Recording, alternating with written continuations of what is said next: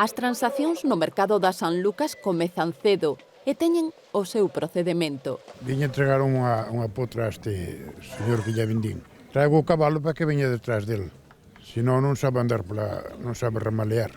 A potra é unha das 8 bestas que mercou este gandeiro da parroquia de Sasdónigas. Acabo de comprar agora un e comprei xa antes outros dous. Eu que veño facer, é a miña vida. E hoxe véndese, a maioría véndese para carne. Para a vida moi pouco. A feira mindoniense xira arredor do cabalo. Estamos mirando para comprar uns cabalos. Aquí máis o meu socio. Temos para ter no pasto, para que limpen. Este ano puxéronse a venda uns 1000 equinos. A metade baixaron do monte cumprindo cunha tradición secular. De pequeno, xa levaba meu pai e sigo levando eu.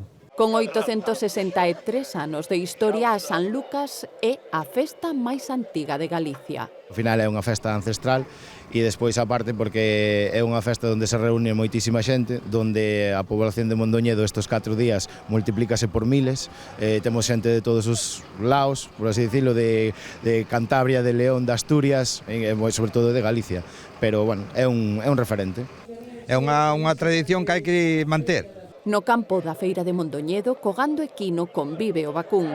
As feiras son para todo, non é para os cabalos solos. Agora, as feiras serán para todo. Xa hai pouco movimento e se non se hai de todo, a xente ten que vir e ver de todo. É un mercado bastante curioso.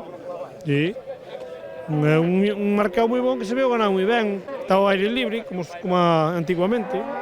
As alucas sempre foron boas. É unha feira que ven moita xente a comprar aquí, entonces é unha feira boa. Unha boa feira malia os cambios da última década. As transaccións económicas de animais, evidentemente, con relación a fai 10-15 anos, baixaron considerablemente, porque agora o problema que temos é que o mundo rural está un pouco en decadencia e non hai unha continuidade no relevo xeracional. É un éxito que se siga mantendo con esta cuota de participación.